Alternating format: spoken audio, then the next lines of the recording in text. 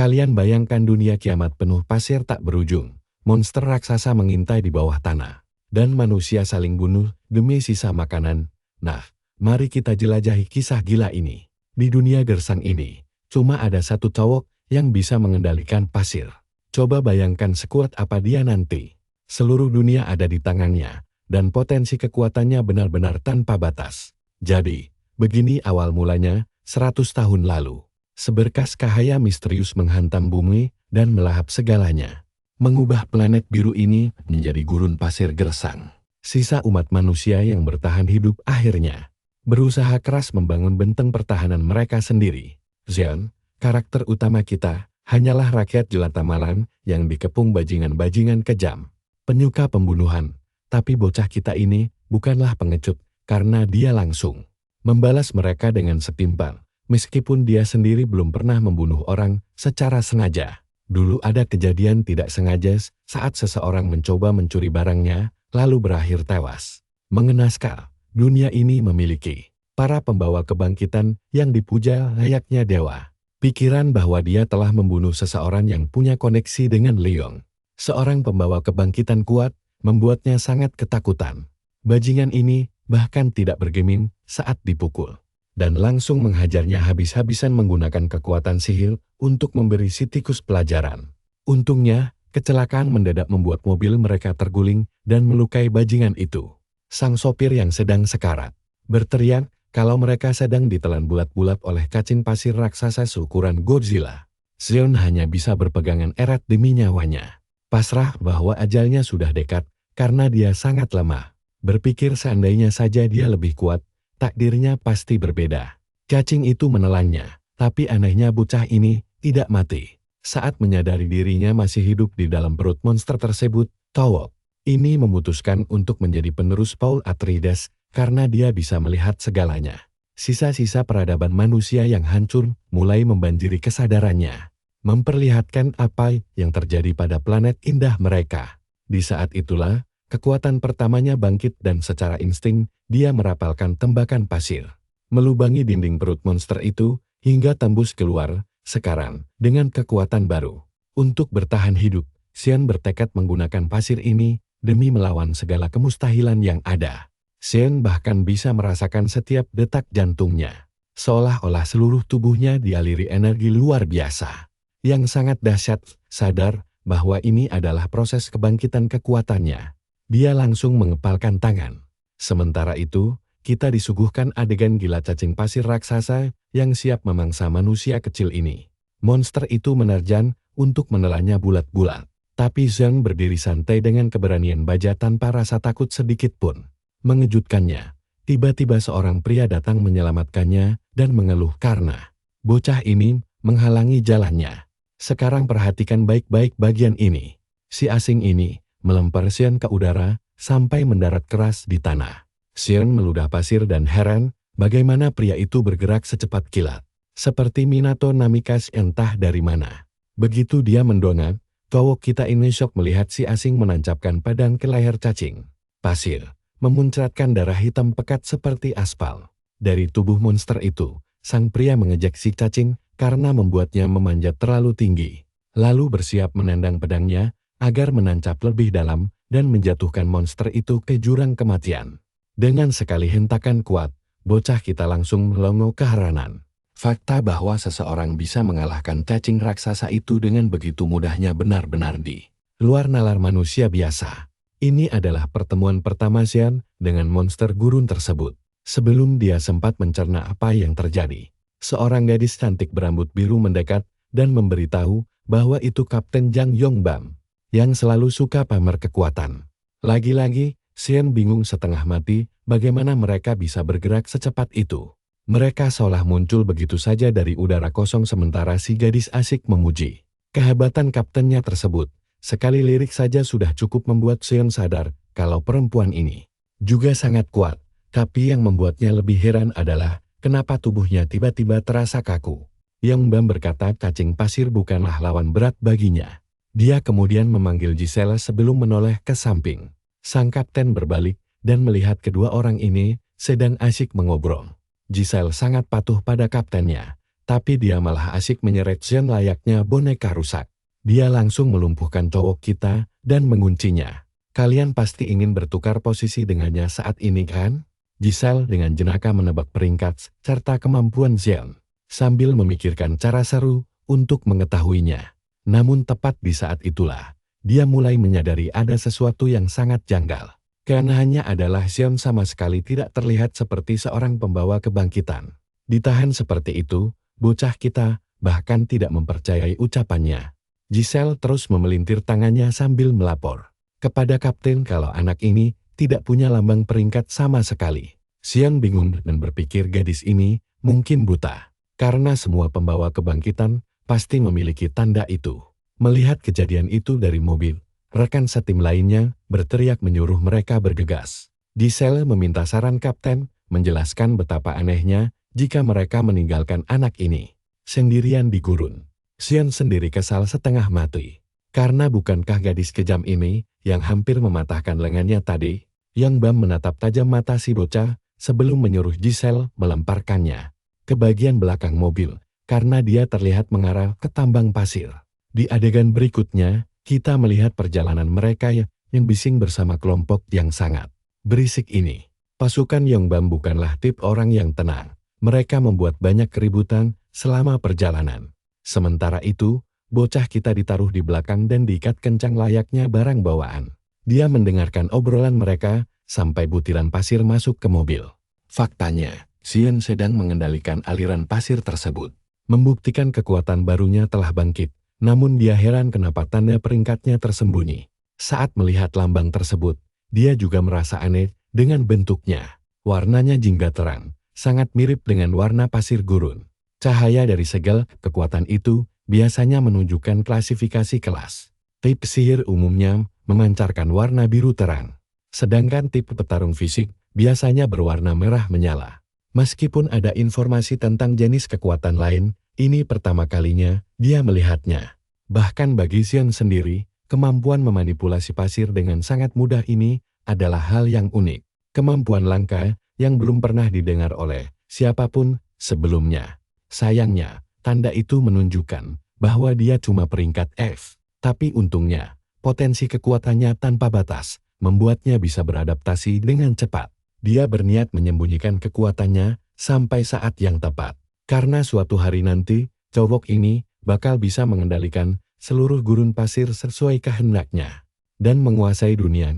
Ini membuat saya berpikir, apakah dia pahlawan atau malah penjahat utama. Tiba di tambang kristal sihir yang megar. Xian melihat POS penjagaan dan bergumam bahwa situasi tampak aman. Seorang penjaga dengan kasar menyuruhnya mengikutinya tanpa banyak bertanya. Jadi, dia terpaksa patuh saja melihatnya dari kejauhan. Giselle dan Yongbam merasa ada yang aneh dengan anak itu. Menjadi satu-satunya yang selamat dari terkaman monster. Tidak mungkin hanya karena keberuntungan murni. Sang kapten sangat yakin akan hal itu karena saat dia memeriksa tadi, dia melihat ada lubang besar yang menembus perut cacing tersebut. Yang berarti bocah ini pasti terlibat. Yongbam menyayangkan dirinya tidak menanyakan nama anak itu, karena dia yakin takdir akan mempertemukan mereka kembali di masa depan nanti.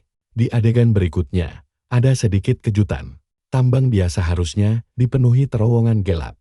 Tapi di sini orang-orang malah asik berpesta ria. Xian sama sekali tidak menduga situasi santai ini. Penjaga tadi mengancam akan segera memanggil pengawas. Jadi dia meminta Xian tetap diam di tempat. Jelas saja Xian merasa tidak senang ditinggalkan sendirian di lokasi asing seperti ini. Pria itu menggerutu kesal dan membiarkan Xian melakukan apa saja sesuka hatinya, karena itu tidak akan mengubah nasibnya nanti. Setelah penjaga itu pergi, Xian menyadari satu hal penting. Perutnya sudah sangat lapar dan dia harus segera mencari makanan. Dia memperhatikan sekeliling sampai menemukan sebuah kedai kecil. Di sana, dia melihat poster ajakan bagi para pekerja untuk membangun kota. Penjual minuman kemudian menyodorkan gelas kepadanya. Nah, menurut kalian petualangan gila apa lagi yang akan dihadapi cowok kita selanjutnya di gurun pasir ini? Siap-siap, kalian dan aku bakal dibikin geleng-geleng kepala. Ternyata sumber energi kota ini bukan batu mana, melainkan orang-orang seperti Xian yang selalu dijadikan tumbar tanpa henti. Manusia seperti Xion adalah bahan bakar asli kota ini.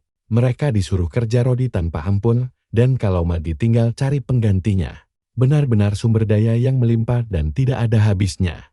Jelas saja si tokoh utama kita kesal setengah mati, karena langsung disindir habis-habisan saat pertama kali bertemu. Dia pun langsung membalas agar kakek tua bangka itu mengkhawatirkan sisa umurnya sendiri. Si kakek tertawa, lalu menasihati bahwa di usia muda, semua hal memang terasa menarik. Hebatnya, dia tahu kalau Xian pernah masuk ke perut cacing pasir. Membuat bocah itu terkejut bukan main. Kakek tua itu terus mengomel dan meremehkannya.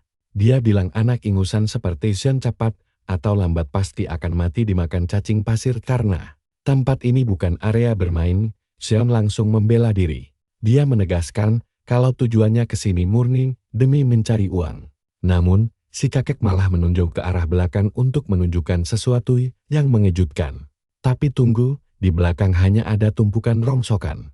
Xian tentu saja bingung melihatnya. Si pedagang lalu menjelaskan bahwa semua barang rongsokan itu dia kumpulkan satu demi satu. Sebelum akhirnya memberikan kejutan pahit bahwa itu adalah sisa peninggalan orang-orang terdahulu. Nasib orang-orang itu sama tragisnya dengan masa depan Xion nanti. Semua pendatang awalnya mencoba menahan godaan untuk masuk ke tambang. Namun kilauan batu mana memang terlalu sulit untuk ditolak siapapun. Demi menghindari kematian yang mengerikan, para pemula ini rela menjual apa saja demi bertahan hidup, seolah menggadaikan jiwa mereka sendiri. Sayangnya, perjuangan keras mereka semua berujung sia-sia tanpa ada perubahan sama sekali. Harta apapun yang mereka kumpulkan akhirnya lenyap begitu saja, leaving takdir kelam yang sama. Makanya, si kakek sekarang lebih suka berterus terang bahwa tambang maut itu akan menelan mereka bulat-bulat. Si tua bangka ini bahkan dengan teganya menyebut para penambang seperti tikus got yang tidak akan meninggalkan nama setelah mati. Dia bahkan mengaku sangat bersemangat untuk menjarah barang sisa kematian Xion nanti. Malas mendengar celotehan suram itu, Xion langsung menanyakan harga barangnya. Ternyata si kakek meminta bayaran puluhan koin. Angka yang sangat tidak masuk akal hingga membuat Xion berteriak histeris karena merasa diperas. Tampaknya semua kebutuhan di tempat jahanam ini dipatok dengan harga selangit, termasuk tusukan daging yang dimakannya tadi. Xion sempat mengejek kualitas makanan tersebut sebelum akhirnya mengaku kalau dia tidak punya uang sepeser pun. Nah, perhatikan baik-baik bagian ini. Saat Xion sibuk ngomel karena merasa diperas, dia tidak sadar kalau para jagal di sekitarnya sudah mencabut senjata tajam. Ya, mereka memang sekejam itu. Xion masih terus menggerutu tidak mau membayar satu koin pun. Sampai tiba-tiba seorang preman mengepungnya dari belakang. Rasa takut akan kematian seketika menyelimuti bocah malang kita di situasi yang mencekam ini.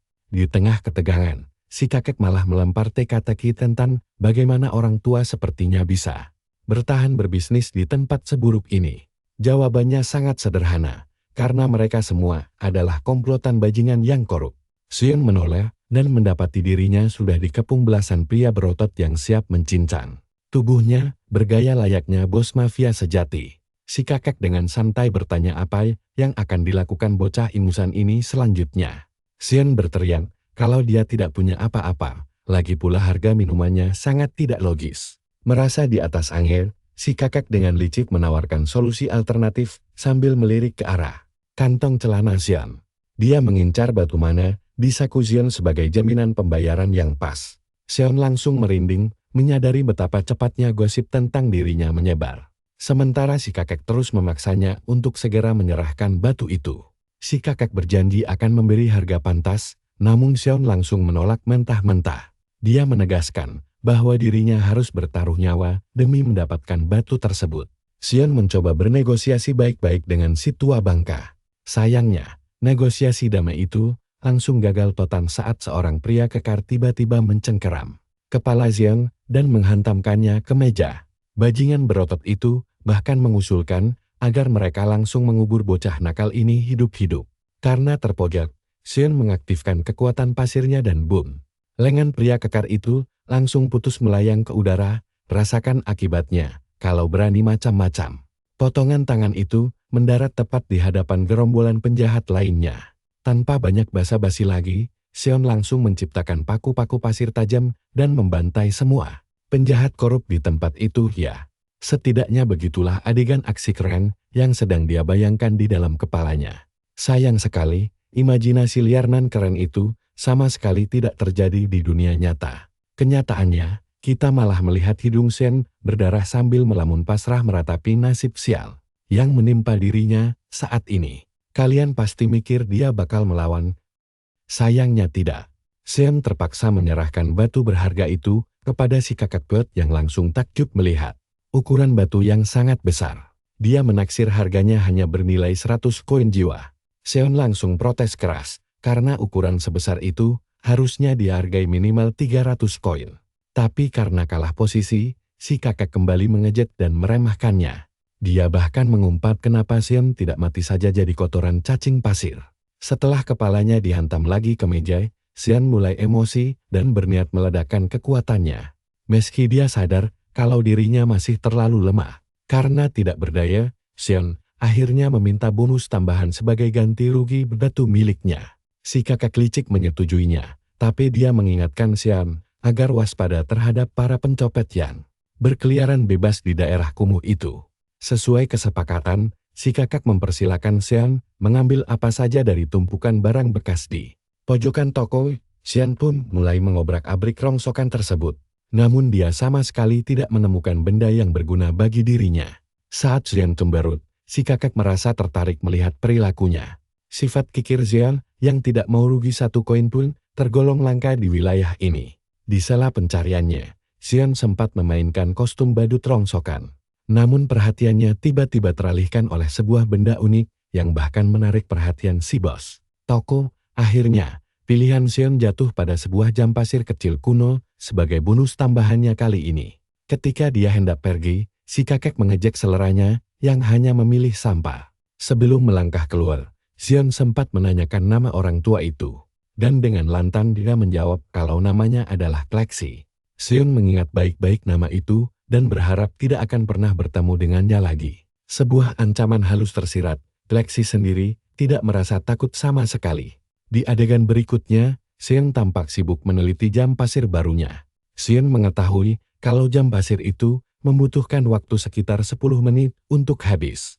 Di dalam kamar sewanya yang sempit, Seon menarik napas dalam-dalam untuk menguji batas dari kemampuan mistisnya. Dia lalu memusatkan seluruh konsentrasinya ke arah tabung kaca dan memerintahkan pasir di dalamnya untuk bergerak, namun di luar dugaan tidak terjadi apa-apa. Membuat dirinya terlihat sangat konyol karena hanya menatap benda mati. Dia bingung karena kekuatannya ternyata bukan bagian dari proses kebangkitan biasa.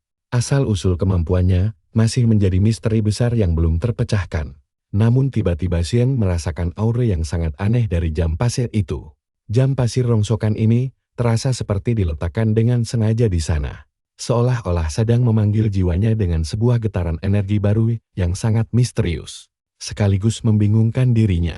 Sebelum dia sempat mencerna keanehan itu, tiba-tiba pintu kamarnya didobrak paksa oleh seorang preman yang menanyakan keberadaan anak baru.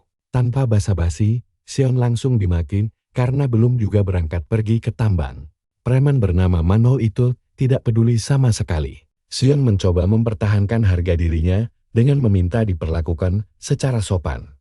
Namun balasannya adalah sebuah pukulan telat yang mendarat tepat di wajahnya hingga terpental jauh. Belum sempat bangkit, Manyo kembali melayangkan tinju keras kedua tepat ke ulu hati Seon sambil menyuruhnya diam. Tidak sampai di situ, tubuh Seon juga diinjak-injak layaknya songgok daging tak berharga. Semua kekejaman ini dia lakukan hanya karena egonya terusik oleh anak baru. Manyo mengejek Seon sebagai pecundang tak terbangkitkan yang sok berlagak. Padahal kaum lemah sepertinya harus rela dipukuli agar bisa tetap hidup. Setelah puas melampiaskan emosinya, Manyo memerintahkan Seon untuk segera mengikutinya pergi. Tanpa rasa takut sedikit pun, Seon bangkit berdiri dan langsung menggumamkan kalimat penuh dendam. Kalau dia akan membunuh Manyo suatu hari nanti, kita lihat saja nanti bagaimana dia membalas dendam. Yang jelas, Seon sekarang sudah menandai targetnya. Di sektor 3 pintu masuk tambang. Dia langsung dibawa ke area kerja utama dan dipakaikan perlengkapan keselamatan. Di sana dia diberitahu bahwa biaya makanan dan peralatan akan langsung dipotong dari gajinya nanti. Tugas utamanya sangat sederhana, yaitu menambang batu mana sebanyak mungkin seperti anjing pekerja keras. Awalnya Xian mengira tugas ini akan sangat mudah, namun sebelum sempat bertanya lebih lanjut, helmnya langsung dihantam keras oleh kapak tambang milik Manho yang menegaskan bahwa dia tidak peduli dengan keselamatan Xian. Kalian harus denger ini MC, kita gak bisa pakai beliung, gajinya malah dipotong buat Hale. Si bos pelit Manho langsung melempar Xian ke terowongan 972, lokasi paling angker sedunia. Tapi Xian udah gak peduli lagi dan pasrah aja ngikutin perintah. Padahal manajer sialannya ngancam bakal langsung ngebunuh dia di tempat kalau gak bawa pulang batu mana. Gila, ini sih kerjaan paling ampas sedunia. Ditambang neraka ini, bahkan anak buah si bos pun ngejelasin kalau terowongan ini emang tempat paling terkutuk. Apesnya lagi, Xian malah masuk kerja pas hari si Manho kalah judi gede-gedean. Yang bikin herannya kok bisa ada kasino di daerah terpencil gini. Teman barunya bilang kalau di sini semuanya lengkap, gak beda jauh sama kota Neo Soal. Xian ngebatin, selama ada badut pelit kayak manajer ampasnya ini, bisnis haram kayak gitu pasti bakal laku keras. Tapi dia ragu apa fisiknya bakal kuat buat ngayun beliung karena kulitnya yang mulus banget dan gampang lecet. Untungnya, teman barunya ini yakinin kalau dia gak usah khawatir bakal terluka di bawah sana. Soalnya Neil gak bakal ada satu orang pun di terowongan itu yang pernah terluka, gak ada satupun. Terdengar mencurigakan, tapi akhirnya mereka sampai juga di terowongan terkutuk itu. Xian nanya apa dia cuma perlu nambang kristal mana lalu pulang begitu saja. Tapi temennya langsung motong omongan Xian dan bilang kalau dia gak bakal bisa balik lagi. Soalnya, belasan orang udah lenyap misterius di sini, bahkan ada taruhan tentang nyawanya sekarang. Gak ada yang tahu sisanya mati atau gimana. Tapi si kawan ini cuma bisa minta maaf dan berterima kasih karena Xian mau masuk ke sarang Naut seseram ini. Xian langsung teriak marah setelah sadar semua orang sebelum dia udah talas. Dia nuntut penjelasan, tapi orang itu malah kabur ninggalin dia sendirian. Kelakuan kurang ajar itu justru bikin dia makin emosi dan bertekad buat nekat nambang di tempat ampas ini. Dia kesel banget ditumbalkan cuma gara-gara kemarahan mereka. Sialnya, pas ayunan pertama, beliungnya malah patah dan langsung terlepas dari tangannya, menggelinding jauh ke ujung gua. Sambil meraba-raba mencari dalam gelap, Xian mikir rintangan gila macam apalagi yang harus dia hadapi demi bertahan hidup di sarang iblis ini. Karena tadi emosi, dia gak ngeh sama sekelilingnya. Padahal konsentrasi mana di bagian gua ini padat banget. Bikin dia curiga kalau pekerja lain gak bisa ngerasain ini karena mereka bukan manusia. Terbangkitkan. Energinya makin pekat sampai bikin dia pusing saat melangkah lebih dalam. Bukti kalau manusia biasa pasti udah tewas karena kelebihan beban mana sekarang. Sambil nyari asal energi misterius itu, Xian akhirnya nemu beliungnya yang patah. Dia bersyukur banget nemu itu. Tapi perhatiin ini baik-baik pas dia baru aja lega. Si abang malah nginjek jurang kosong. Bikin matanya melotot sok. Dia kesedot jatuh ke dalam jurang kegelapan. Lalu sebuah portal tiba-tiba muncul di depannya. Helmnya pun terlembar persis di samping beliung yang rusak tadi. Kejadian ini membawa kita kilas balik ke masa lalu si bocah yang super suram. Dulu semua orang bilang dia bakal mati cepat. Bocah malang ini harus berjuang mati-matian cuma buat bertahan hidup. Dan sering banget dipukulin cuma demi keinginan sederhana biar bisa makan kenyang. Tiap kali dia punya impian, orang lain selalu menghancurkannya. Sampai akhirnya, dia bahkan terpaksa membunuh seseorang. Karena dilingkupi rasa takut dan bersalah, ngira hidupnya bakal berakhir saat itu juga. Bocah itu pun lari sekencang, mungkin demi nyari kehidupan baru, yang aman tanpa perlu takut mati. Nama Li Jirong terus menghantui pikirannya. Kembali ke Xian, kita lihat dia pingsan setelah jatuh dari portal. Pas siuman dan berusaha berdiri, dia bingung kenapa hawanya mendadak panas banget. Begitu sadar di sekelilingnya banyak abu vulkanik, dia langsung mengumpat. Karena lubang sialan tadi malah ngebawa dia masuk ke dalam bumi berapi yang mematikan. Tiba-tiba sebutir batu menggelinding ke arah Xian, yang refleks nangkep batu itu sebelum sadar kalau suhunya panas membara. Dia langsung ngelempar batu itu sambil misuh-misuh. Ini ngebuktiin satu hal, dia gak lagi mimpi. Tapi untungnya orang-orang di Neo Soul udah biasa dapat simulasi persiapan masuk Dungeon. Meski tangannya melepur, dia tahu betul kalau abu di sekitarnya itu abu vulkanik. Dengan kata lain, kalau Xian nggak segera keluar dari sini, dia bakal tamat. Dia langsung ngerobek celananya buat dijadiin masker penyaring udara. Sambil mikir kalau Dungeon ini punya pintu masuk. Pasti jalan keluarnya juga gak jauh dari sini. Instingnya nunjuk ke puncak gunung berapi yang merupakan titik tertinggi Dungeon ini. Tetap diam di bawah sini sama saja bunuh diri. Karena sesak napas akibat abu vulkanik.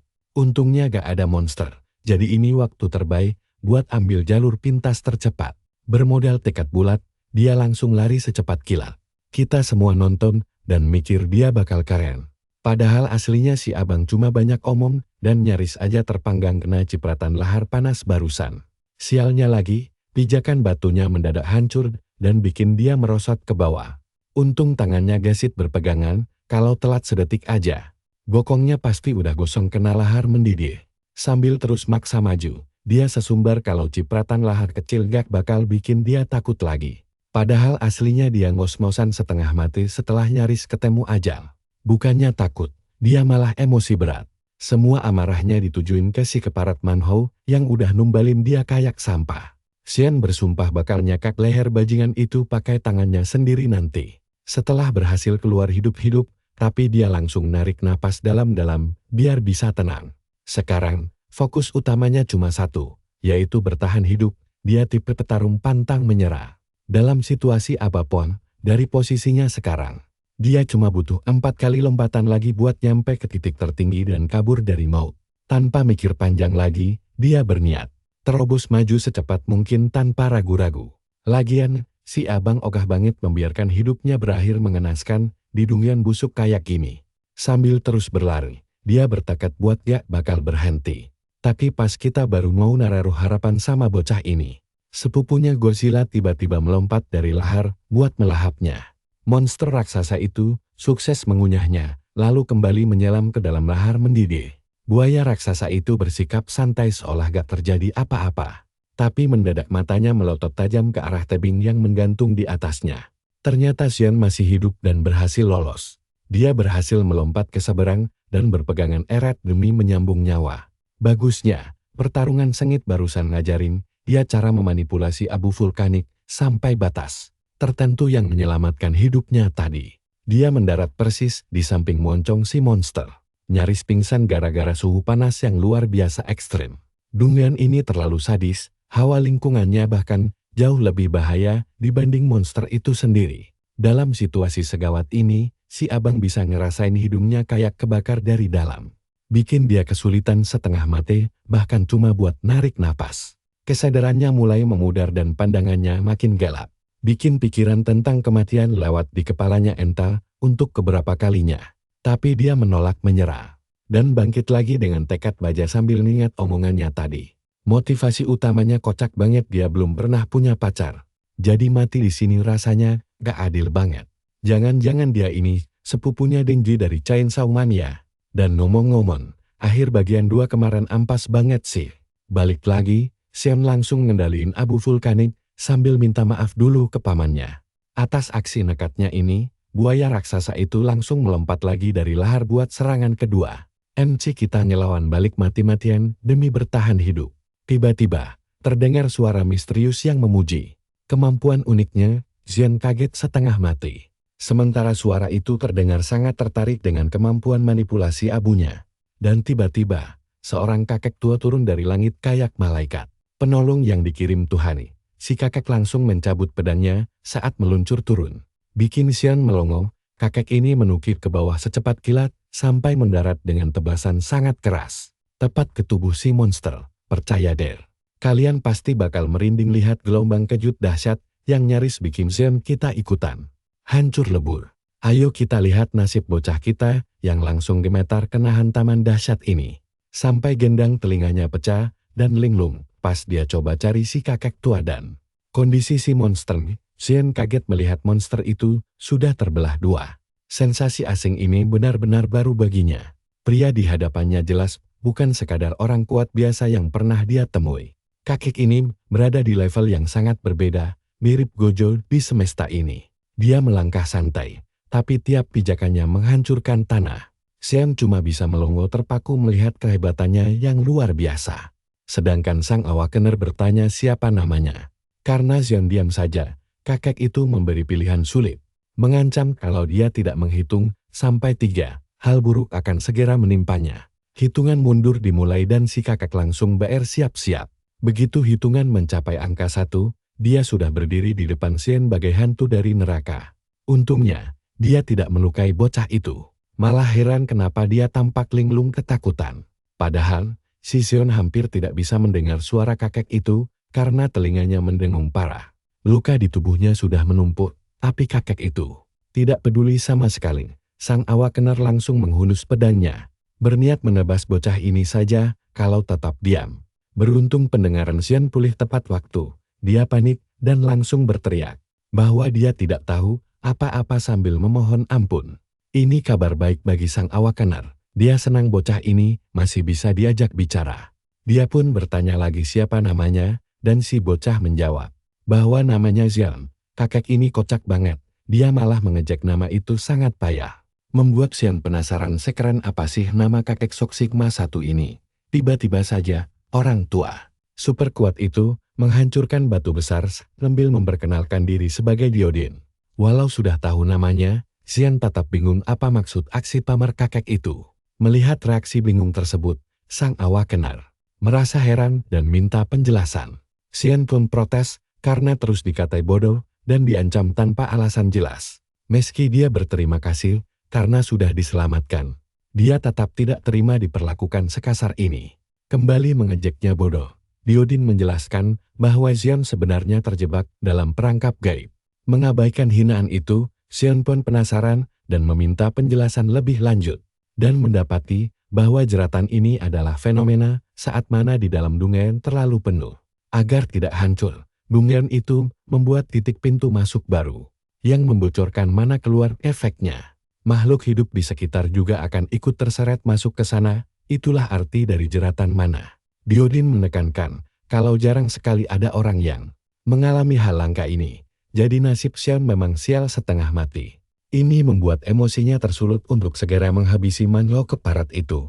Namun, sang awakener kembali mengejeknya bodoh, yang tentu saja membuat Xian kesal setengah mati. Sambil merengut, Diodin ingin membuktikan kebodohan bocah itu dengan menyuruhnya memusatkan energi. Mana ke matanya, Xian sendiri masih bingung.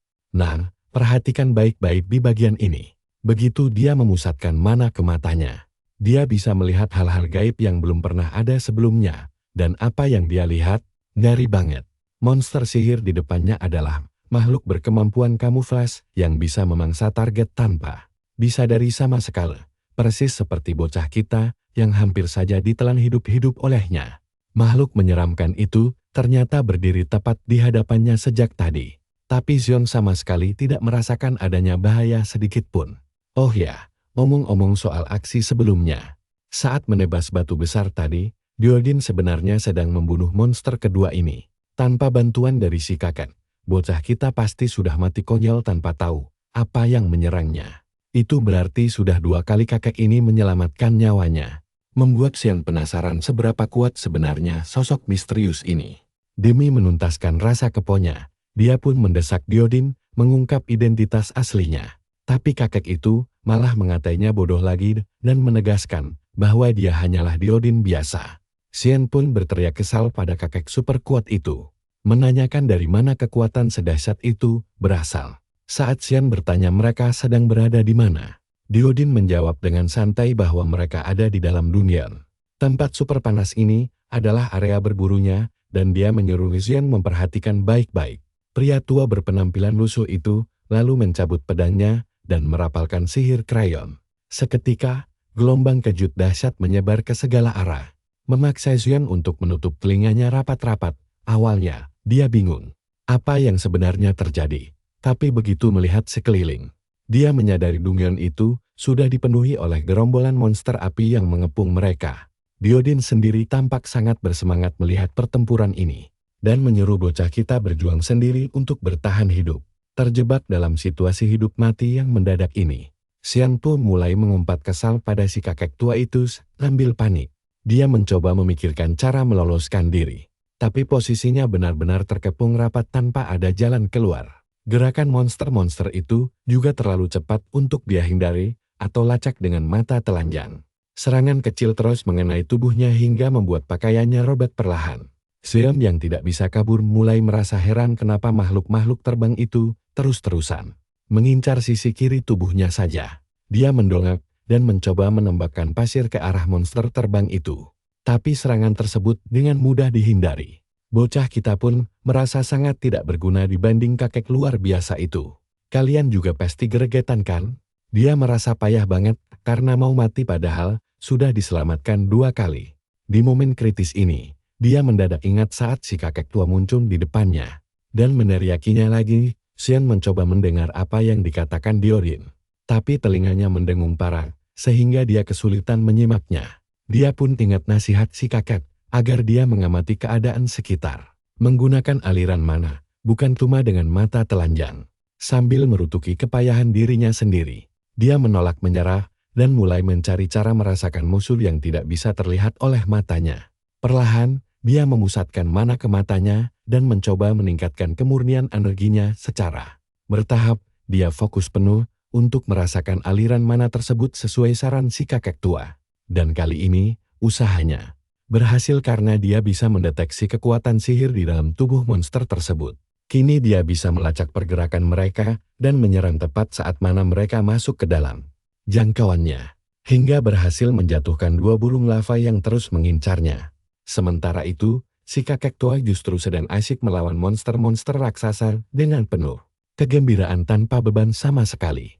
Dia bahkan berkata bahwa dia sudah lupa kapan terakhir kali merasa seantusias ini dalam pertempuran. Dia pun menerjang maju dan melepaskan pukulan dahsyat, membelah monster buaya raksasa menjadi 2 bagian. Tepat setelah menghabisi monster malang itu, si kakek malah mengeluh sayang sekali lawannya terlalu lemah dan bukan tandingan yang sepadan. Dia terdengar kecewa karena tidak mendapatkan sensasi pertarungan seru yang dia harapkan. Dia lalu menghela napas dan mengeluhkan jumlah dungan yang kini jauh berkurang dibanding saat dia masih muda dulu. Sementara itu, setelah melihat monster buaya raksasa tumbang dengan begitu mudah, Xian malah merasa kasihan pada monster tersebut. Dia seakan tidak percaya betapa santainya si kakek membantai makhluk mengerikan itu seolah cuma kadal kecil biasa. Di saat yang sama, batas stamina Xian sendiri hampir habis, hingga dia hanya bisa tertawa pasrah meratapi nasibnya sendiri. Tiba-tiba, gelombang kejut yang sangat kuat menghantam tubuhnya, membuatnya berlutut lemas dan muntah. Karena shock, dia berjuang keras untuk kembali berdiri dan menanyakan apa yang barusan terjadi pada Diodin. Diodin dengan tenang menjelaskan kalau gelombang kejut tadi sebenarnya adalah raungan bos Dungeon. Dia menambahkan bahwa tiap Dungeon selalu dihuni oleh bos terakhir yang menunggu di ujung terdalam, dan bos di tempat inilah alasan utama dia datang kemari. Tepat saat itu, sesosok naga raksasa turun dari atas, yang diidentifikasi oleh si kakek sebagai Crimson Drake. Mendengar sebutan Drake, Xian langsung bertanya, apakah makhluk itu sejenis naga? Tapi Diodin buru-buru membantahnya. Si kakek bahkan mengeluh karena harus menghadapi monster peringkat B alih-alih naga sungguhan. Namun kengerian Drake ini nyata dengan medan pelindung kuat di tubuhnya. Dan disinilah petualangan kita dengannya baru dimulai. Karena monster peringkat B ke atas punya pertahanan yang gila. Kalian dan aku tahu ini bukan naga asli. Tapi Drake satu ini jelas bahaya banget karena dilindungi pelindung kuat. Xian pun ingat kalau monster peringkat B ke atas punya kekuatan khusus. Kalian tahu tidak? Monster ini punya sifat mirip manusia. Berdasarkan sistem ranking, aura merah itu tip jarak dekat. Tapi pas sadar aura naga ini biru, dia langsung teriak. Kalau itu artinya si monster adalah tipe sihir. Sebelum mereka sempat bereaksi, si Drake menyemburkan api hitam ke arah mereka. Xian langsung kaku ketakutan sampai melongo lebar. Dan saking takutnya, dia langsung kehilangan kendali. Di saat bersamaan, si kakek tua melompat ke arah serangan dan menebaskan pedang besarnya tepat ke arah kepala si Drake. Naga itu cepat bangkit lalu menyerang balik si kakek dengan cakarnya. Diodin mencoba menangkis serangan pakai pedang krayon miliknya, tapi di luar dugaan. Si kakek malah terperangkap dalam cengkeraman naga. Monster itu langsung memanfaatkan celah ini untuk bersiap menyemburkan api dari jarak dekat. Untungnya, Diodin beraksi cepat dan dengan paksa membungkam mulut naga itu, menjebak kobaran api di dalamnya. Dia bertanya apa monster itu merasa sakit, lalu menyuruhnya jangan khawatir karena dia akan segera menghabisinya sekarang. Sambil menggenggam erat pedangnya, Diodin maju menyerang naga itu lagi, bersumpah bahwa hari ini akan jadi hari terakhirnya hidup. Sementara itu, Xiong lari terbirit-birit menyelamatkan diri. Dia terjebak di tengah pertarungan dahsyat ini sampai tidak bisa berdiri diam untuk sekadar bertahan dengan benar. Dia buru-buru memakai kekuatannya, membuat dinding pasir di belakang demi menahan hantaman. Gelombang kejut, dia berteriak menyuruh mereka bertarung di tempat lain.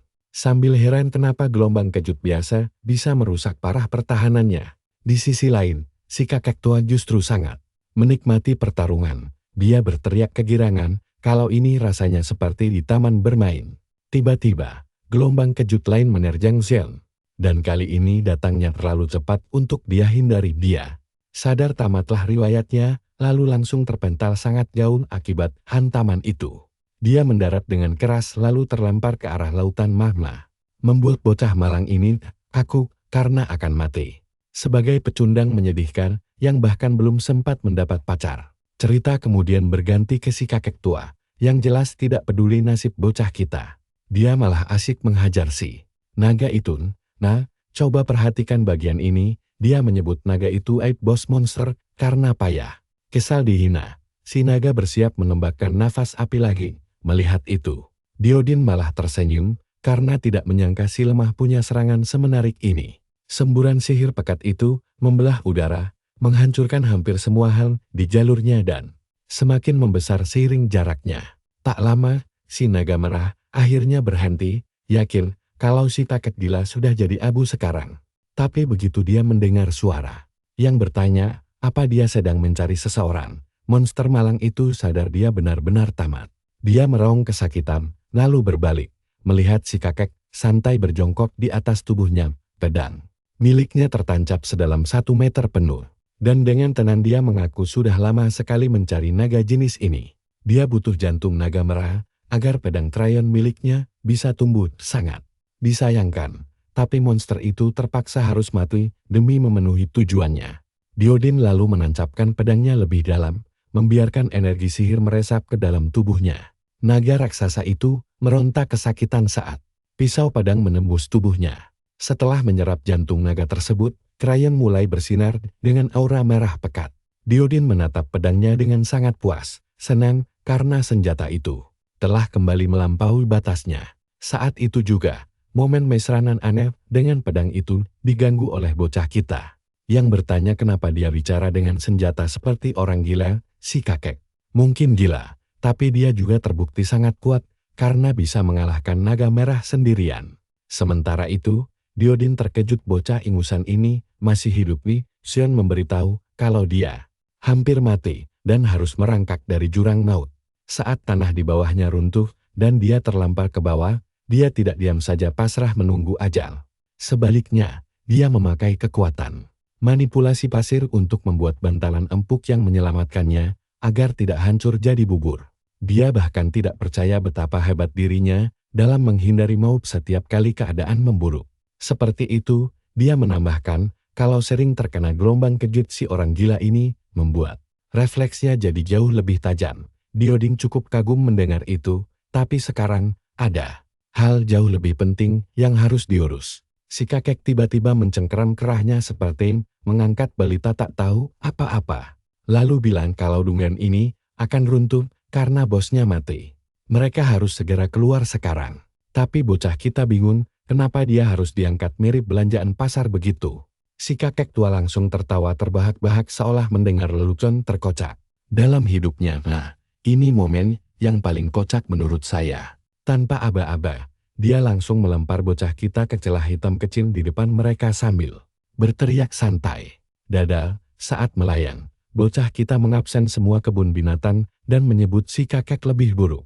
Dari Park Manlo ke Parat itu, sedetik kemudian, dia terlempar keluar di sisi lain saat lubang hitam terbuka dan membuatnya berguling-guling di pasir beberapa kali. Sambil meludahkan pasir dari mulutnya dengan linglung, dia heran di mana sekarang dia berada. Biodin dengan santai menjelaskan kalau mereka ada di permukaan saat Bos Dungeon kalah, celah keluar akan terbuka sebagai pintu keluar. Mendengar itu, Seon langsung protes kenapa mereka tidak jalan kaki saja daripada dilempar mirip.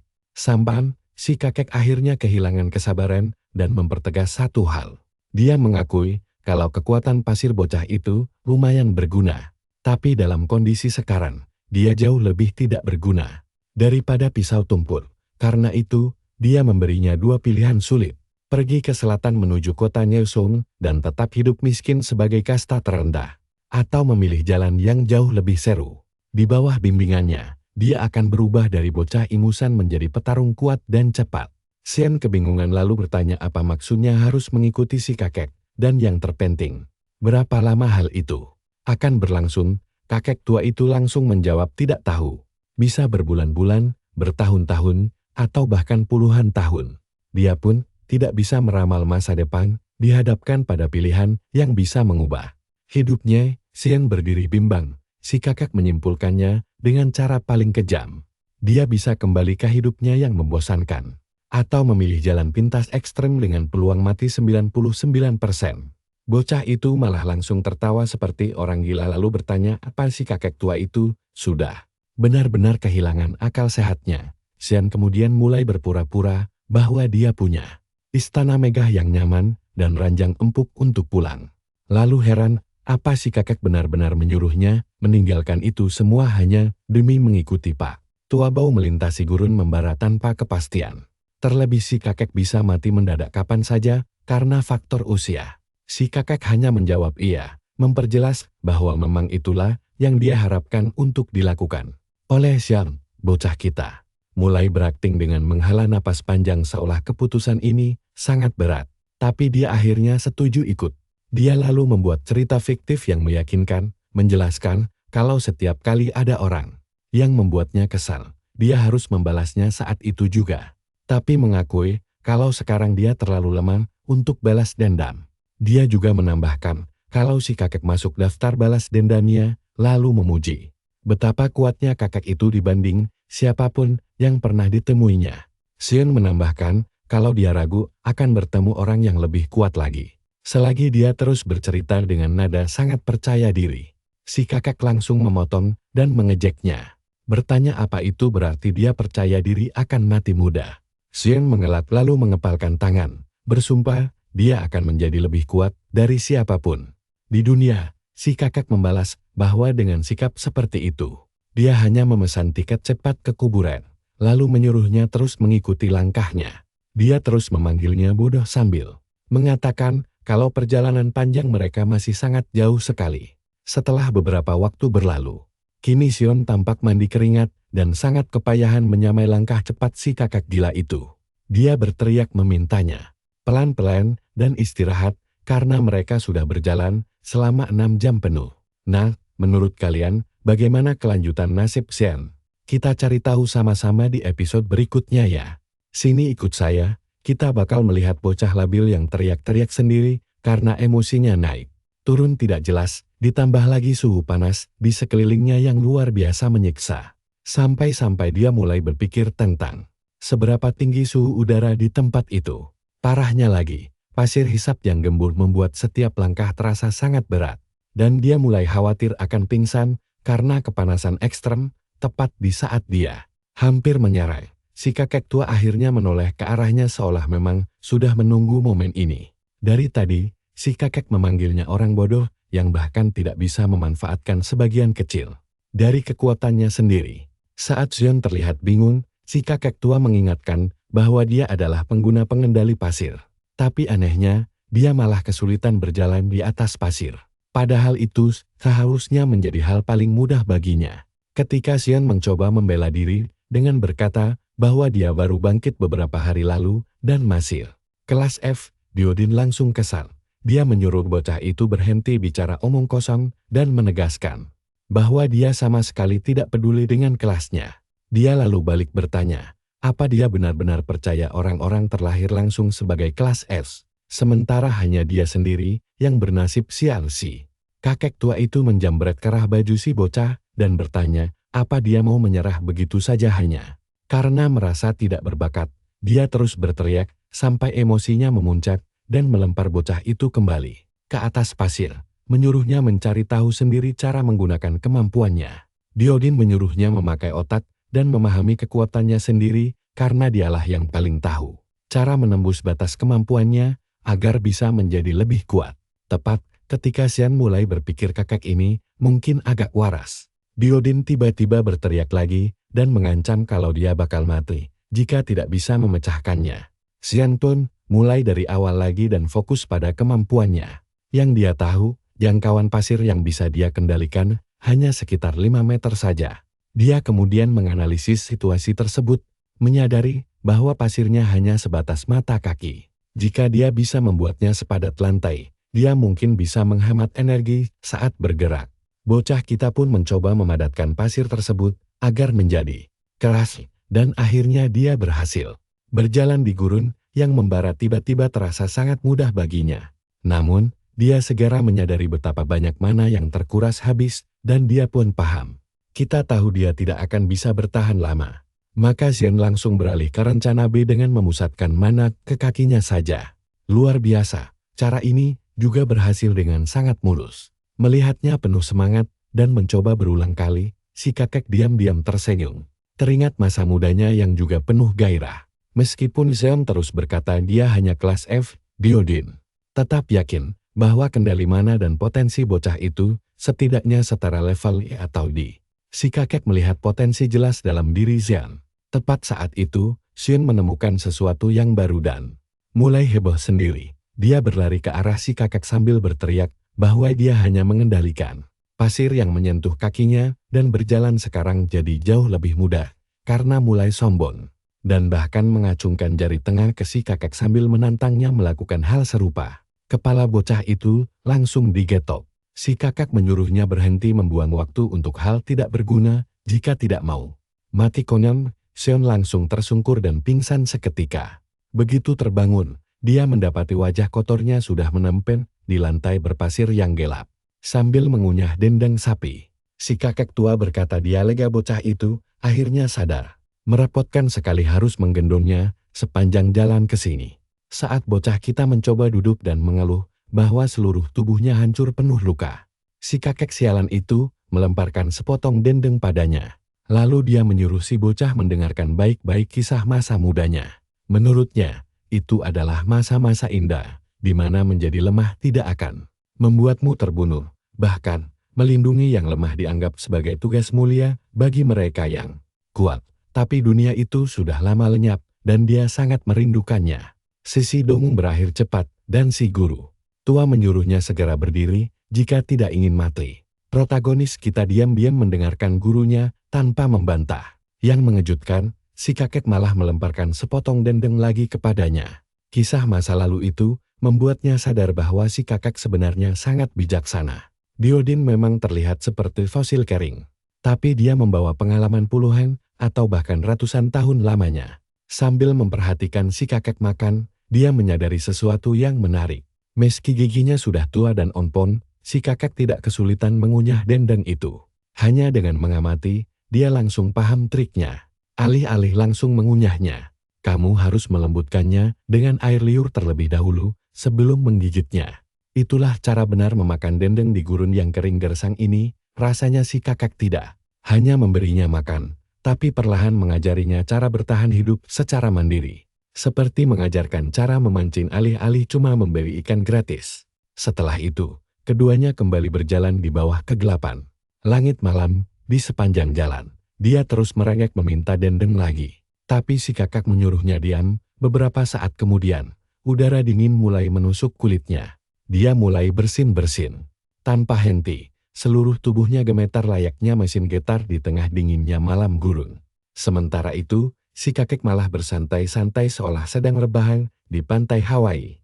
Sama sekali tidak terganggu. Di saat bersamaan, dia masih tidak habis pikir kenapa orang gila ini selalu berbicara dengan pedangnya sendiri, lalu rasa haus menyerang dan dia meminta air. Tapi Diodin mengabaikannya dan malah meminum habis. Tetes terakhir sendirian, melihat itu benar-benar membuatnya emosi.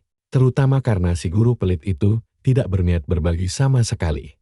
Meski begitu, dia sadar pakaian yang dikenakannya sangat tipis. Tidak seperti si kakek, dia tidak bisa memeras embun dari kain longgar untuk diminum. Namun, dia tetap membungkuk dan mulai menjilati butiran embun tipis dari tubuhnya sendiri. Seperti anak anjing yang kelaparan, dia rela melakukan apa saja demi menyamai tingkat gurunya. Melihat itu, si kakek mengejeknya lemah. Tapi dia membantah keras dan mengaku sebagai pria yang punya harga diri tinggi. Mengabaikan ocehannya, si kakek menyuruhnya diam dan fokus merasakan area sekitar. Seperti biasa tanpa tahu apa-apa, dia pun diam dan mencoba mendengarkan. Setelah beberapa saat, dia mulai merasakan getaran halus di sekelilingnya. Perlahan, kalian bisa tebak apa yang terjadi berikutnya? Sebelum dia sempat berkedip, ratusan mata merah menyala mengepung mereka dari segala arah. Monster-monster buas siap mencabik-cabik apa saja yang ada di depan mata. Jangkauan taring mereka, hina bertanduk biasanya aktif di malam hari. Tapi sialnya mereka malah terkepung saat fajar tiba. Ketika monster-monster itu memamerkan taring tajam mereka untuk merobek tubuhnya, si kakek bertanya apakah dia bisa mengatasinya sendiri atau butuh bantuan si kakek. Tampaknya kegilaan si kakek mulai menular karena dia malah tertawa dan menjawab tidak butuh bantuan orang tua bau tanah mengendalikan pasir. Di sekitarnya, dia bersiap bertarung hidup dan mati melawan kawanan binatang liar itu. Pertama, dia menciptakan peluru pasir dan menembakkannya menembus salah satu hina. Lalu dia memunculkan paku besar dari pasir keras, menciptakan area mematikan yang akan menghabisi apapun yang mendekat. Namun seiring pertarungan berlanjut, rasa lelah mulai menyerang. Dia berteriak frustrasi, merasa seperti terjebak di modus zombie tanpa akhir di game tembak-tembakan. Rasa sakit membakar dadanya dan dia hampir pingsan. Menyadari dia bisa mati karena kehabisan mana, bahkan sebelum kawanan monster itu sempat menyentuhnya. Hal itu menegaskan satu hal, kekuatan mentah saja tidaklah cukup. Dia butuh taktik bertarung yang jauh lebih pintar. Sambil mengumpulkan peluru pasir lain di tangannya, dia mulai berpikir keras bagaimana menghemat energinya agar lebih efisien, tapi lamunannya langsung buyar saat seekor hina menerjang dan menggigit lengannya dengan sangat keras. Entah bagaimana, dia berhasil menghempaskannya, tapi lukanya parah sekali. Lengannya bolong-bolong hancur berdarah mirip karakter kartun SpongeBob. Meski begitu, luka itu justru memberinya ide jenius. Lubang-lubang tersebut mengajarinya cara paling efisien dalam mengendalikan pasir. Dia pun berdiri mematung, menyusun rencana berikutnya dengan tenang selagi kawanan hina menyerbunya dengan sangat lapar dan siap mencabik-cabiknya. Tepat sebelum mereka mendekat, dia melepaskan jurus barunya. Ratusan paku pasir yang sangat tipis namun tajam langsung melesat keluar dari dalam tanah. Semua paku itu menembus setiap monster dan mengubah kawanan hina menjadi sate kebab hina. Bocah kita langsung tertawa jahat meniru gurunya. Melihat musuhnya tewas seketika hanya dengan satu serangan. Mematikan terasa jauh lebih memuaskan daripada meledakkan kepala mereka. Dan jujur saja, kalian dan saya pasti setuju kalau menggunakan perangkap duri presisi seperti ini. Jauh lebih hemat energi dan sangat keren. Kalian harus temenin gua nonton ini, si kakek beneran bertarung lambat banget dibanding Zen. Langsung maju 1 lawan 1. Kawanan hiena itu gigit lengannya erat-erat, tapi si tua gila itu malah tertawa seolah lagi dikitike, puas bersenang-senang. Tatapan matanya berubah jadi sangat mengerikan saat dia mulai serius. Begitu Zen melihat ekspresi gila itu, dia langsung paham betul apa yang akan terjadi. Xian bersiap-siap, sudah malas menghadapi kegilaan ini lagi. Dengan seringai licik, si kakak menyuruh Krayan menghabisi semua musuhnya. Seketika itu juga, ledakan energi yang sangat dahsyat langsung meletup. Gelombang kejutnya langsung menerbangkan pasir dan monster di sekitar mereka. Bocah kita cuma bisa berlindung di balik dinding pasirnya. Sementara kawanan hiena tadi terpental jauh seperti peluru meriam. Saat semuanya mereda, dia cuma bisa melongo tidak percaya. Pusat ledakan dan kehancuran yang membentang luas di depannya benar-benar membuat Xion tidak bisa berkata apa-apa lagi. Dia sampai ragu apakah Diodin ini manusia. Karena tidak mungkin orang normal bisa melakukan itu tanpa keahlian khusus. Di saat yang sama, dia sadar bersikap sombong di depan monster ini, sama saja cari mati. Sementara itu, Diodin malah batuk-batuk karena tersedak debu yang dia buat sendiri. Memanfaatkan celah tersebut, si Raja Hyena bertanduk langsung melompat maju dan menusuknya dengan tanduk listriknya. Terkejut diserang mendadak, si kakek malah menunduk bingung. Heran kenapa hewan itu punya semacam medan sihir pelindung. Dia jelas-jelas meremehkan monster tersebut, padahal kekuatannya minimal setara tingkat B-. Melihat si kakek dalam bahaya besar, Xion panik dan berteriak memperingatkannya agar waspada. Tapi ternyata, rasa khawatir si bocah itu sama sekali tidak berguna dan sia-sia.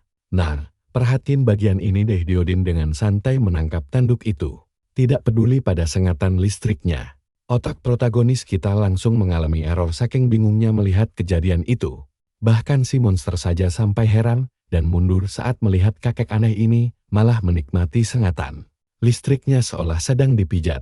Setelah sesi terapi pijat dadakan itu selesai, dia memberitahu monster itu bahwa riwayatnya sudah tamat. Dia melompat ke atas mangsanya, menusukkan pedangnya dalam-dalam hingga darah menyembur kemana-mana. Melihat kegilaan itu, Xion sadar kalau dia sangat bodoh karena sempat mengkhawatirkan kakek itu. Usai pertarungan, mereka berdua mulai menguliti bagian tubuh hiena yang berguna. Sambil memakai kulit monster, Xion bertanya, kapan mereka akan pergi dari sana? Dia heran melihat si kakek mengumpulkan tanduk-tanduk itu, yang ternyata bahan berharga untuk membuat senjata elemen petir. Tiba-tiba saja, si kakek melemparkan sebuah belati untuk dia gunakan berburu. Diodin menegaskan mulai sekarang, bocah itu harus mencari makanannya sendiri. Tidak ada lagi makanan gratis karena daging hiena itu beracun. Salah gigit sedikit saja bisa langsung mati, karena hanya bagian pinggang yang aman dimakan. Sambil memotong daging, Diodin menyuruh si bocah berhenti melongos seperti orang bodoh. Kalau mau bertahan hidup, dia harus cepat-cepat mengumpulkan makanan sebelum matahari terbit. Akhirnya, bocah kita pun mulai memotong daging sendiri sampai fajar menyingsing. Dan dia tampak makin mahir. Meskipun belum punya persediaan air yang cukup, kantongnya kini sudah penuh dengan daging. Ditambah lagi, kemampuan berjalan di atas pasir miliknya membuat perjalanan di siang hari terasa sangat mudah. Karena mulai sombong, dia mengejek si kakek dan pamer keahlian barunya itu agar didebat. Keahli ini, dia bahkan berhasil menghindari pukulan Diodin sambil menjulurkan lidahnya dengan sangat menyebalkan. Namun pukulan kedua dengan krayap langsung mendarat keras di kepalanya. Sambil meludahkan pasir, Diodin dengan ketus memperingatkan bahwa pinggangnya sedang sakit dan trik murahan itu sama sekali tidak istimewa. Xion menggerutu kalau dia cuma bercanda saja. Sudahlah sangat kehausan, sekarang mulutnya malah penuh dengan pasir kering. Tetapi, tiba-tiba saja dia merasakan ada sesuatu yang aneh. Tenggorokannya tidak lagi terasa kering-kering amat, bahkan udaranya terasa agak lembab. Sempat dia mengira ini cuma halusinasi biasa. Namun, melihat ekspresi wajah Diodin, membuktikan hal itu nyata adanya. Nah, disinilah kalian pasti ikut senang bareng si MC di balik gundukan pasir itu. Ada oasis padang pasir yang sangat indah. Xion langsung berteriak girang kegirangan. Bisa melihat danau sungguhan, secara langsung membuatnya lupa diri. Lalu merosot ke bawah, demi mendapatkan air segar yang menyejukkan. Si kakek cuma bisa berdecak kesal melihat tingkahnya. Pahlawan kita berlari kencang, lalu menenggelamkan kepalanya ke dalam air. Membiarkan kulitnya yang kering menyerap kesegaran itu. Dia memejamkan mata sambil menikmati momen luar biasa tersebut. Sejak pertama kali tiba di gurun yang membakar ini, baru sekarang dia bisa mengistirahatkan tubuhnya.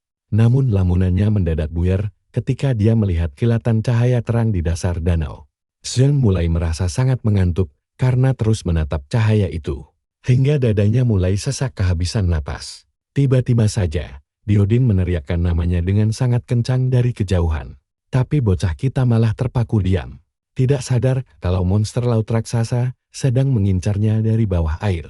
Di detik-detik terakhir, si kakek berhasil menariknya keluar dari sana. Diodin melempar Xion ke tanah, lalu melompat tinggi untuk menghadapi monster ikan itu secara langsung. Hanya dengan satu tebasan pedang yang sangat bersin, monster raksasa itu langsung tewas. Sementara bocah kita malah salah fokus melihat pelangi indah yang terbentuk di atas oasis itu. Si kakek menyeret bangkai ikan raksasa tersebut ke darat dan menjelaskan jenisnya. Ikan tersebut adalah pemancing pasir yang menggunakan cahaya kepalanya untuk menghipnotis mangsa. Ekspresi kakek itu mendadak jadi serius. Lalu dia memukul kepala Xian dengan sangat keras. Dia memarahi Xian karena melupakan semua pelajaran dan bersikap terlalu ceroboh. Kakek itu menambahkan bahwa orang bodoh yang ceroboh seperti dia akan selalu jadi yang pertama mati di gurun. Xian cuma bisa mengangguk patul, membuat si kakek menghela napas lega. Karena muridnya kali ini mau mendengarkan. Dia menyudahi omelannya dan menyuruh Xian segera menguliti monster tersebut. Ikan itu adalah monster peringkat C- dan kulit perutnya sangat bagus untuk bahan jubah. Namun pertanyaan konyol Xian tentang apakah kakek itu butuh jubah baru malah membuatnya emosi. Sudah tidak kuat menghadapi kebodohan si bocah hari ini. Dia mengomel habis-habisan dan menyebut Xian lebih bodoh dari bintang laut. Protagonis kita pun langsung mimisan mendengar hinaan itu. Sambil meminta maaf dengan senyum canggung, si kakek menjelaskan bahwa meski monster ini sudah banyak bermutasi, fisiknya masih mirip dengan jenis ikan yang pernah hidup di bumi dahulu. Dia menyuruh Xian mengamatinya baik-baik, karena ini kali pertamanya melihat ikan sungguhan. Xian menyimpulkan kalau ikan itu sangat menyeramkan, lalu dia pun mulai mengulitinya. Melihat caranya yang payah, Diodin menyuruhnya berhenti menguliti monster itu seolah sedang memijat. Neneknya sendiri Xian menyuruh si kakek diam, lalu kembali fokus pada tugasnya. Dia sadar kulit monster itu terlalu keras untuk dipotong belati biasa. Maka, Xian mengalirkan mana ke senjatanya agar menjadi sangat tajam, sehingga bisa menyayat kulit tebal tersebut dengan mudah. Dia mengikis sisiknya untuk dijadikan jarum-jarum kecil, sedangkan urat dagingnya dipakai sebagai benang. Meski idenya sangat kreatif layaknya penjahit profesional, hasil akhirnya tetap saja terlihat sangat berantakan. Sambil bersandar di bangkai ikan, si kakek mengejeknya karena membuang-buang bahan bagus untuk jubah rongsokan begitu. Namun Xian tidak menyerah dan memutuskan untuk mencobanya sekali lagi. Beberapa jam kemudian, dia akhirnya berhasil membuat jubah baru yang terlihat jauh lebih rapi. Xian yang kegirangan mulai besar kepala dan berpikir bisa menjual barang buatannya ini. Diodin mendadak memanggil namanya, membuat Xian langsung pasang badan dan berteriak tidak akan memberikan jubah itu secara gratis. Tapi ternyata, si kakek malah melakukan hal yang tak terduga. Dia menyuruh Xian diam sambil menunjukkan organ besar berdarah di tangannya. Lalu menyuruh sang murid memakan kantong empedu berharga itu karena khasiat medisnya yang luar biasa dahsyat. Dan percayalah, kalian dan saya pasti ngeri melihat Xian dipaksa memakannya hidup-hidup. Kakek gila itu langsung melempar organ berlendir tadi ke tangannya. Sini kumpul, kalian harus lihat gimana karakter utama kita terpaksa makan lendir menjijikkan di depannya kayak orang kelaparan. Padahal rasanya lebih pahit dari jus jeruk setelah sikat gigi. Demi tidak mati digebuki, dia terus melahapnya tanpa henti. Anehnya, setelah beberapa suapan, rasa laparnya malah makin menjadi-jadi dan dia terus makan dengan sangat brutal sampai benar-benar habis tak tersisa. Tepat saat makanannya habis, si kakek tua memperingatkan kalau sekarang giliran tubuhnya yang akan terbakar. Xian langsung kaget setengah mati dan bingung apa maksud omongan si aki-aki bau tanah ini. Tiba-tiba saja, dia merasa tenggorokannya menyempit sampai sulit bernapas. Di dalam perutnya, rasanya seperti ada reaktor nuklir yang meledak. Seluruh badannya mati rasa saat hawa panas ekstrem menyebar kemana-mana, membuatnya berteriak histeris karena rasa sakit yang luar biasa. Sementara si kakek malah menyuruhnya berhenti manja. Si tua itu kemudian mulai berpidato filosofis, menyebut bahwa kehidupan ini layaknya oase yang bisa lenyap tanpa bekas. Dia menjelaskan bahwa monster pemancing pasir akan lahir kembali demi menjaga keseimbangan alam. Sebelum ceramahnya makin panjang, Xian langsung memotongnya dan meminta si kakek menghentikan drama canggung itu, lalu cepat menolongnya.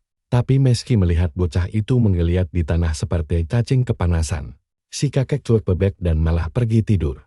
Keesokan harinya, Xian akhirnya terbangun dan langsung melihat wajah si kakek tua yang sedang menatapnya sambil tersenyum licik. Kejadian itu hampir membuat jantung Xian copot, dan dia langsung memaki si kakek karena hampir membuatnya jantungan. Mereka pun saling melempar sindiran ramah. Sebelum si kakek bertanya bagaimana kondisinya sekarang, Xian lalu menyadari ada yang aneh dengan tubuhnya. Badannya terasa jauh lebih ringan, otot-ototnya makin padat, dan aliran mana di dalam dirinya terasa hampir meluap-luap. Sambil menguji kekuatan barunya yang gila ini, dia bertanya apa yang terjadi, karena rasanya seperti habis disuntik serum super prajurit. Si kakek menjelaskan kalau semua ini berkat empedu monster ikan tersebut. Organ itu adalah barang curang untuk bertahan hidup di gurun, yang bisa melipat gandakan kekuatan seseorang. Sadar barang itu sangat berharga, Xian mulai merasa tidak enak, karena sudah diberi benda sepenting itu. Bioden meremehkannya, bilang dia melakukan itu hanya karena Xian terlalu lemah dan dia malas memperlambat perjalanan. Xian protes bahwa dia juga berguna di saat-saat tertentu, tapi si kakak menyuruhnya diam dan lanjut makan karena mereka tidak akan pergi sebelum ikannya habis tak. Tersisa 4 hari kemudian, mereka akhirnya berhasil membuat monster pemancing pasir itu tinggal tulang belulang. Nah, perhatikan baik-baik. Disinilah petualangan mereka yang sebenarnya dimulai kembali. Xian memakai jubah barunya dengan senyum lebar saat melanjutkan perjalanan. Hingga beberapa hari kemudian badai debu besar menerjang mereka. Berkat kekuatan barunya, Xian tidak terlalu terganggu dan malah heran melihat si kakek tua yang punya stamina tanpa batas untuk terus berjalan tanpa melambat sedikit pun. Bioden bahkan sudah tidak berbicara selama berhari-hari. Membuat Xian curiga jangan-jangan si kakek sedang mengalami menopause pria. Mereka sudah berjalan selama 2 minggu penuh, hingga dia mulai ragu apakah si tua itu tahu jalan. Tepat saat itu, seekor monster semut raksasa muncul di belakang Xian, yang langsung dia sambut dengan serangan tembakan pasir cepat. Dia mengeluh seberapa jauh lagi mereka harus berjalan, tapi kemudian menyadari kalau si semut raksasa itu ternyata masih hidup. Hal itu membuatnya waspada, karena makhluk tersebut terbukti jauh lebih tangguh dari dugaannya. Harapannya untuk lewat dengan damai pun sirna seketika.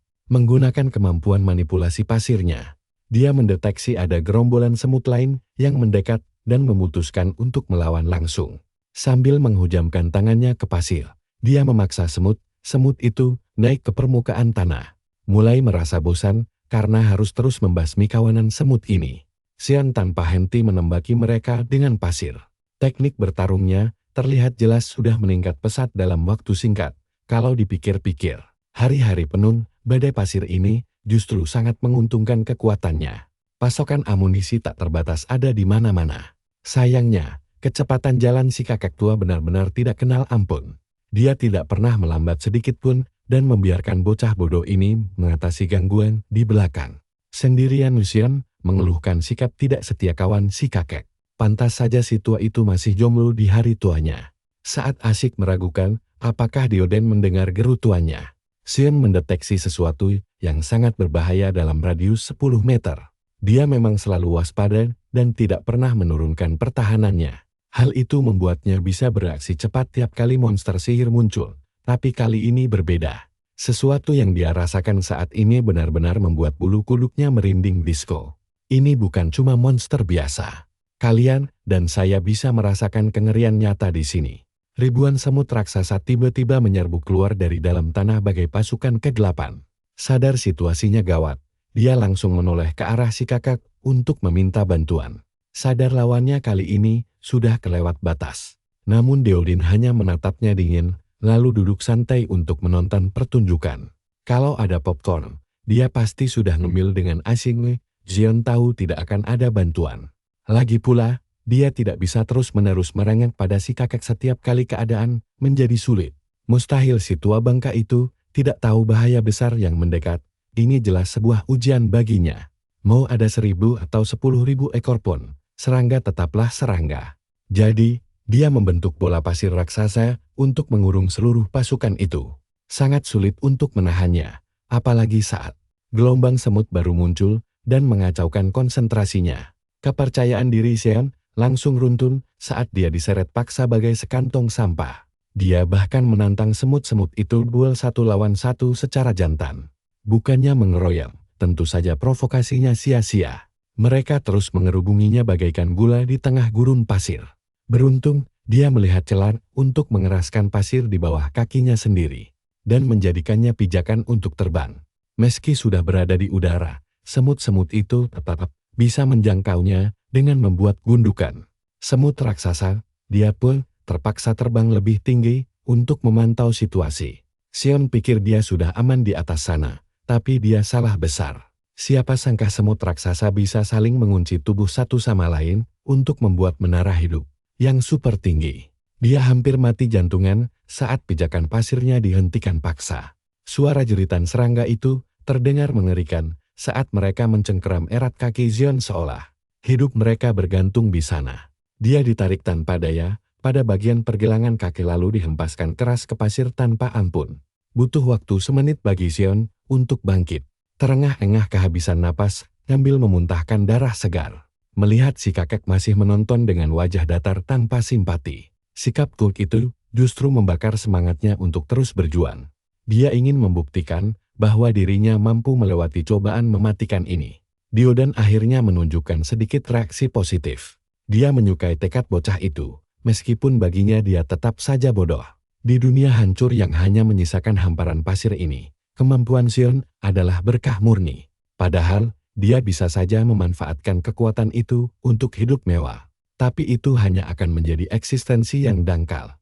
Orang-orang berpikiran sempit di luar sana terlalu terobsesi dengan ilusi duniawi.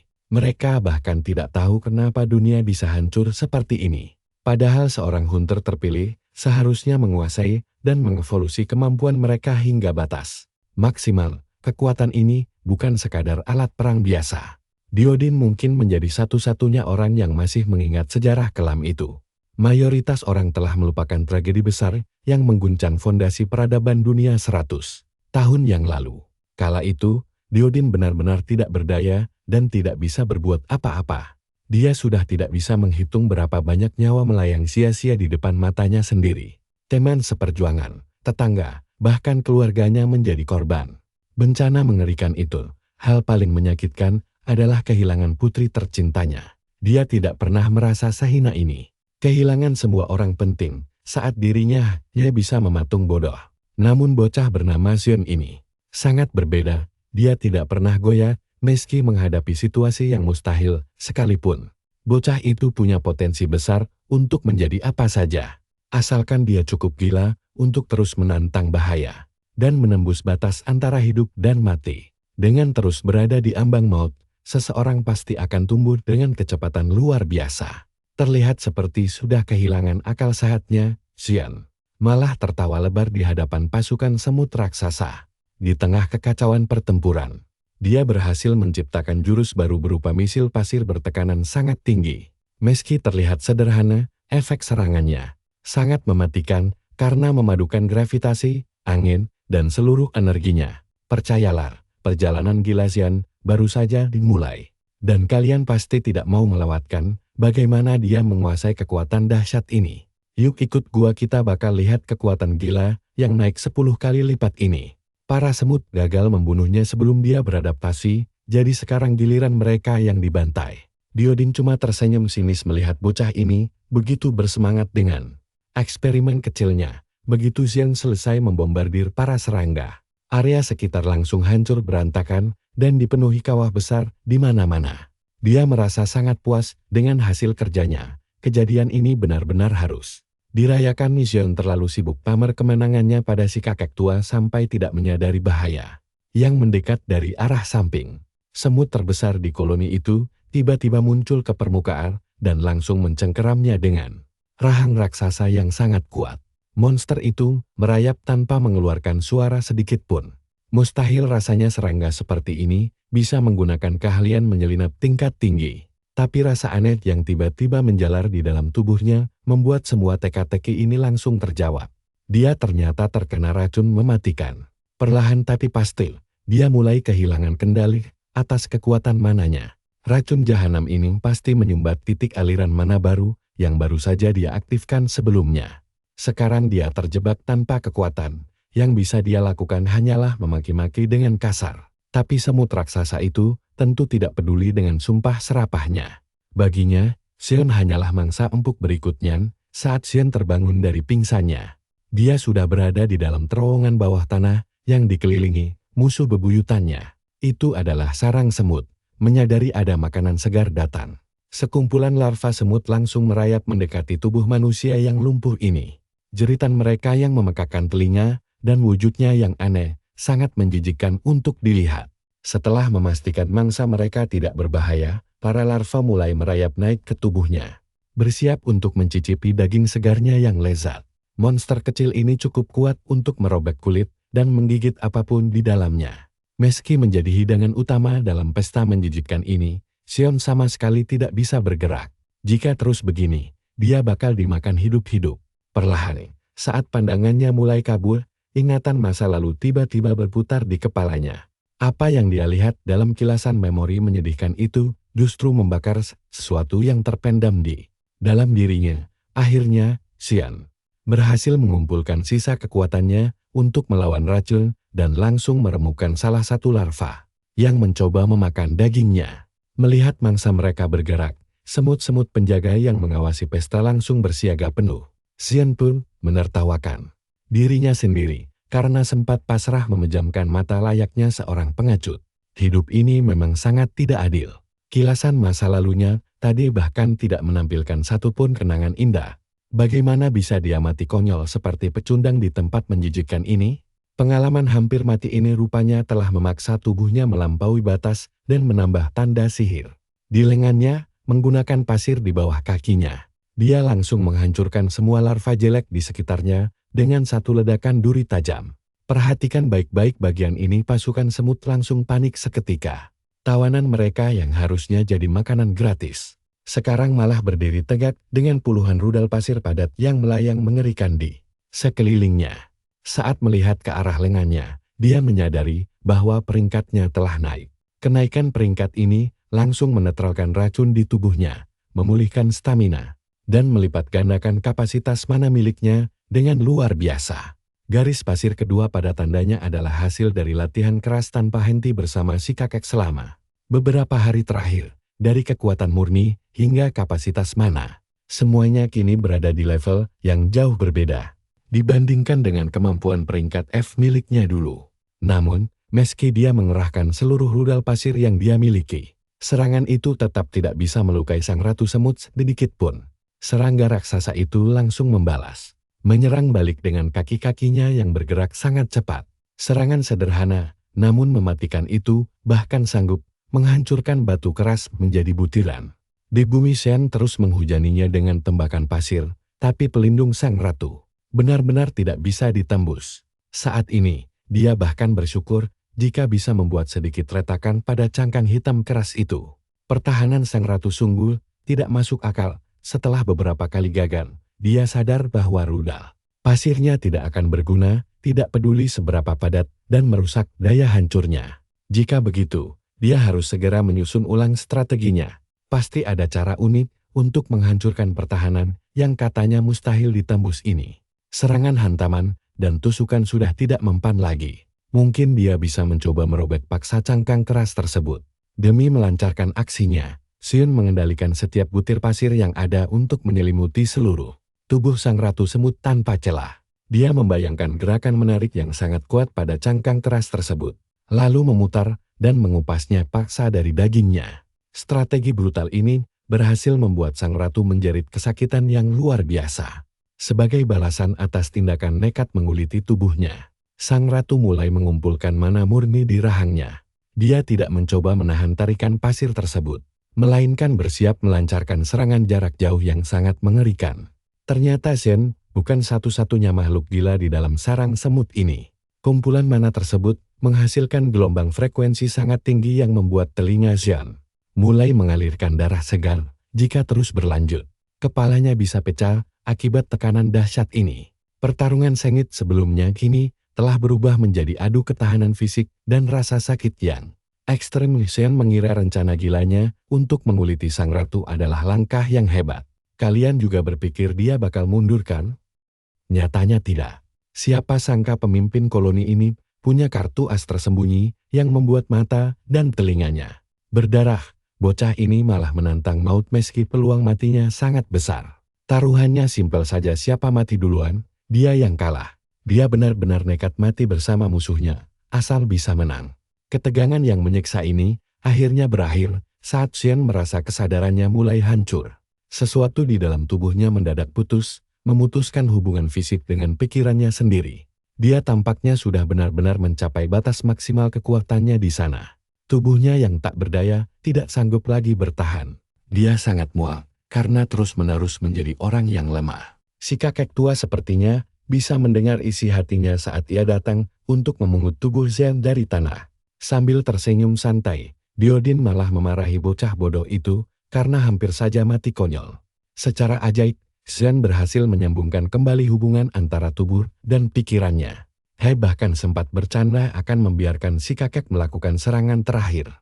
Namun, intervensi itu sebenarnya tidak diperlukan lagi. Ratu Semut Serigala peringkat C itu memang jauh lebih kuat daripada Xian. Meski begitu, dia tidak menyerah begitu saja. Dia bertarung sampai akhir dan membuktikan kelayakannya untuk bertahan hidup berkat kegigihannya. Diodin bahkan memberikan pujian bertubi-tubi untuk pertama kalinya sejak mereka bekerja sama. Sayangnya, gendang telinga Xian sudah pecah sepenuhnya akibat pertempuran tadi. Dia sama sekali tidak bisa mendengar sepatah kata pun dari ucapan si kakek. Menyadari telinga muridnya sedang bermasalah, si kakek langsung menggendong tubuh lemah Xian mendekati bangkai Ratu Semut. Mereka sampai di sebuah area terbuka kecil, di mana sebuah bola bercahaya diletakkan dengan sangat rapi di sana. Xian bertanya pada si kakek tentang benda itu. Lalu Diodin mulai mencoret-coret dinding gua. Dia menjelaskan lewat tulisan bahwa bola bercahaya itu adalah telur sang Ratu Semut. Obat penyembul yang katanya punya rasa stroberi lezat. Bocah itu sangat bingung melihat tulisan di dinding. Tapi sepertinya dia dipaksa untuk menelan sesuatu yang asing lagi. Untuk mengantisipasi kejadian buruk terulang kembali, Xian bertanya, apakah memakan telur aneh ini? Benda sialan ini bakal terasa sangat menyakitkan seperti saat memakan empedu monster pasir kemarin. Diodin menjawab jujur bahwa memakan telur itu kemungkinan besar bisa membunuhnya. Tapi Xian tidak mendengarnya karena cedera telinga yang parah. Pada akhirnya, dia memilih untuk mempercayai keputusan kakek tua itu dan mulai mendekatkan mulutnya ke arah telur yang bersinar. Dia hanyalah seorang bocah jalanan miskin dari New Seoul yang bahkan tidak tahu bagaimana rasa buah stroberi sebenarnya. Tapi jika rasanya sama persis dengan telur semut raksasa ini, berarti buah stroberi pastilah sangat luar biasa lezat. Xian bahkan sempat bercanda meminta tambah. Namun, wajahnya langsung pucat pasi saat merasakan keanehan setelah menelan telur itu. Duri darah tiba-tiba menusuk keluar dari seluruh bagian tubuhnya. Pendarahan yang tadinya sempat berhenti kini mendadak mengalir deras kembali. Dia sedang mengalami proses mengerikan yang dikenal sebagai pembalikan organ dalam tubuh. Itu berarti usus dan organ di sekitarnya dipelintir dan dibolak-balik secara paksa. Biasanya, telur Ratu Semut memang digunakan sebagai racun yang sangat mematikan. Sedikit saja cairan menjijikkan itu masuk ke dalam tubuh manusia, akan langsung memutarbalikkan seluruh organ dalamnya. Organ dalam si pemakan akan tertusuk, terpelintir, dan rasanya seperti diaduk-aduk menggunakan kayu berduri tajam. Kebanyakan orang pasti akan langsung mati akibat rasa sakit luar biasa dan shock. Saat rasa sakit yang melumpuhkan itu mulai mengacaukan pikirannya, Xian terus mengutuk si kakek tua karena berulang kali menyeretnya ke dalam neraka jahanam. Tapi di sisi lain, Diodin sebenarnya hanya ingin meningkatkan peluangnya untuk bertahan hidup di dunia yang kejam ini dengan melatihnya menghadapi rasa sakit yang sanggup menghancurkan tekad terkuat sekalipun. Tahap selanjutnya dari pembalikan organ ini adalah memuntahkan darah yang sangat banyak. Layaknya keran air yang rusak di film horor terkenal. Di titik ini, sungguh sebuah keajaiban besar melihat Xian masih bisa berdiri tegak. Perlahan, dia mulai lemas akibat kehabisan darah dan mengalami shock berat. Dia pun mengenang petualangan singkat beberapa hari terakhir ini. Dia pikir akhirnya menemukan orang yang bisa dipercaya. Tapi ternyata kakek tua Diodin memang sangat sadis. Nah, menurut kalian, apakah Xian bakal selamat dari siksaan gila ini? Dia bernostalgia tentang petualangan beberapa hari kemarin. Kita sempat mengira dia menemukan orang terpercaya. Tapi si Diodin ini ternyata cuma kakek tua sadis yang menganggap dia bocah bodoh lainnya. Siap-siap ya, kalian dan aku bakal melihat kisah gila ini. Saat si bocah kejang-kejang bersimbah darah di tanah, Si kakek tua justru sibuk menggeledah jasad Ratu Semut. Tidak butuh waktu lama baginya untuk menemukan incarannya. Dia menarik sebongkah batu berkilau dari bagian bawah tubuh Ratu Semut sambil terkikik senang. Batu mana monster memang berada di tingkat yang berbeda. Sangat jauh melampaui batu tambang biasa ini, benar-benar rezeki nomplok. Diodin merasa jasad semut-semut itu akan berguna di masa depan. Jadi dia langsung menyimpannya di dalam ruang dimensi pribadi. Tindakannya barusan membuat pedangnya yang bernama krayon marah besar. Dia sadar kalau kali ini dia bertindak kelewatan pada si bocah, tapi tidak ada pilihan lain. Siapa yang lemah pasti akan mati. Lagi pula pedangnya juga tahu kalau waktu mereka sangat terbatas. Saat matahari terbit, Xian secara ajaib berhasil bangun setelah pingsan layaknya bayi yang kehabisan darah. Daya tahannya sungguh luar biasa. Hal pertama yang dia lihat adalah senyum menyebalkan di wajah keriput si kakek. Secara insting, murid kurang ajar ini langsung menyerang mentornya. Diodin pun memperingatkannya agar tidak mencari masalah. Tapi Xian tidak peduli. Dia sudah menyiapkan misil pasir yang jauh lebih mematikan dan mengarahkannya tepat ke si kakek. Diodin mencoba memperingatkannya lagi. Namun bocah keras kepala itu tetap menyerang. Perhatikan bagian ini, kalian tidak bisa menyalahkannya karena dia bergerak secara otomatis. Xian menyerang karena mengira si kakek tua bangka itu memang berniat membunuhnya sejak awal. Timbunan pasirnya mengubur Diodin dengan sangat dalam. Dia berbicara dan bergerak seperti arwah penasaran yang penuh dendam. Selain ombak pasir, dia juga memanfaatkan stalaktit tajam yang menggantung di langit-langit gua. Dia menggunakan butiran pasir tajam untuk memotong salah satu paku raksasa itu dan menjatuhkannya ke arah si kakek. Serangan bertubi-tubi ini menguras seluruh energinya. Kombinasinya memang keren, tapi biayanya sangat mahal. Sementara Xian terus mengoceh soal percobaan pembunuhan. Si kakek hanya menghela napas panjang dan meragukan kecerdasan muridnya. Memang benar kalau racun dari telur Ratu Semut itu bisa merusak otak manusia. Tapi itu bukan alasan untuk tidak memakai otak di kepala batunya. Xian pun terkejut setengah mati melihat si kakek tua hanya berdiri santai menerima seluruh serangannya tanpa luka gores sedikit pun. Jika Diodin benar-benar berniat membunuhnya, Xian pasti sudah tewas hanya dengan satu sentilan di jidat. Lagi pula untuk apa orang sekuat dia repot-repot meracuni bocah lemah seperti cacing tanah ini? Penjelasannya memang agak menghina, tapi Xian harus mengakui kalau ucapan itu sangat masuk akal. Si kakek lalu menjelaskan kalau telur Ratu Semut itu adalah racun mematikan yang bisa merusak organ dalam. Jika berhasil bertahan, racun itu akan membersihkan seluruh kotoran dari setiap sudut tubuh. Tergantung cara penggunaannya. Telur ini bisa menjadi racun mematikan atau obat dewa yang sangat mujarab. Kalian pasti bisa menebak kelanjutannya, kan? Setelah seluruh kotoran di dalam dikeluarkan dari tubuh Xian, energi mana langsung mengalir deras mengisi setiap celah kosong yang tersisa. Dia pasti merasakan perubahan luar biasa itu saat mencoba menyerang Diodin tadi. Menurut perkiraan si kakek, kapasitas mana bocah ini sudah melonjak hingga 3-4 kali lipat. Setelah mendapat penjelasan logis, Xian langsung meminta maaf sedalam-dalamnya, melompat ke pelukan si kakek dan beralasan kalau dia sedang tidak sadar. Untungnya Diodin tidak terlalu mempermasalahkan reaksi berlebihan dari muridnya itu. Kakek itu hanya merasa jijik karena didekap erat oleh bocah ingusan. Untungnya telur tadi juga menyembuhkan semua luka fisik Xian. Gendang telinganya kini pulih total, sehingga dia bisa mendengar ejekan si kakek lagi. Xian tetap tidak mau melepaskan pelukannya meski si kakek terus protes. Di dalam hati, Diodin berbicara dengan pedangnya mengenai taruhan berbahaya yang mereka ambil. Dengan membiarkan bocah itu memakan telur beracun tadi. Sebenarnya Xian hanya pura-pura menangis agar tidak membuat mentor anehnya itu semakin marah. Meski begitu, si kakek menganggap taruhan ini sangat sepadan. Jika si bocah tidak cepat kuat, dia hanya akan menjadi beban.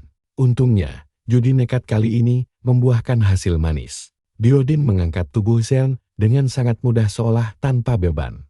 Saatnya mereka pergi meninggalkan sarang semut yang gelap ini, tapi Xian merasa agak bingung.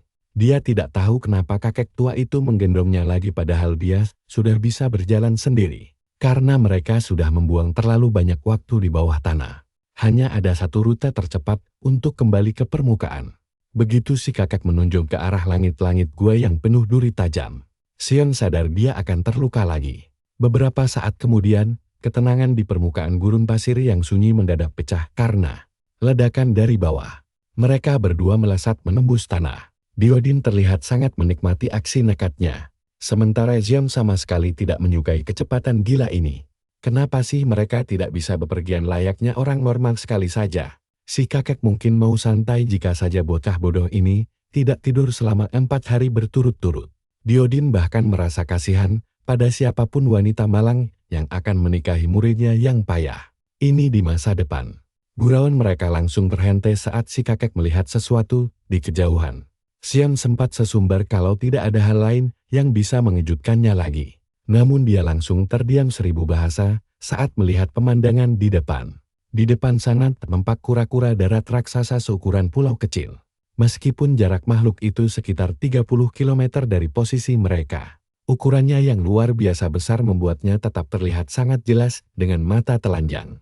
Diodin menjelaskan kalau kura-kura itu adalah benteng berjalan bernama Archelon, monster pengganggu yang selalu merusak ketenangannya. Binatang raksasa ini diklasifikasikan sebagai monster sihir peringkat B, namun memiliki pertahanan yang luar biasa kuat. Kekuatan pertahanannya bahkan jauh melampaui monster peringkat A. Setelah berhasil dijinakkan, tempurungnya dimodifikasi menjadi alat transportasi berupa benteng. Berjalan, Diodin meminta murid bodohnya untuk memperhatikan baik-baik makhluk luar biasa perkasa tersebut.